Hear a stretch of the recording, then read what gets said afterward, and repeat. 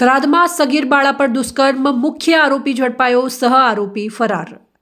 થરાદમાં 2 દિવસ અગાઉ સગીર બાળા પર થયેલા દુષ્કર્મના કેસમાં પોલીસે ઝડપી કાર્યવાહી કરી મુખ્ય આરોપીને ઝડપી પાડ્યો છે। આ ઉપરાંત સહ આરોપી અંગે પણ તપાસ ચાલી રહી છે। પોલીસ અધિક્ષકની સૂચના હેઠળ થરાદ પોલીસ સ્ટેશન વિસ્તારમાં બનેલી આ ગંભીર ઘટનાને ધ્યાનમાં રાખીને તરત જ 3 અલગ અલગ તપાસ ટીમો બનાવવામાં આવી હતી અને પોલીસે ગણતરીના કલાકોમાં જ મુખ્ય આરોપીને પકડી પાડવામાં સફળતા મેળવી હતી।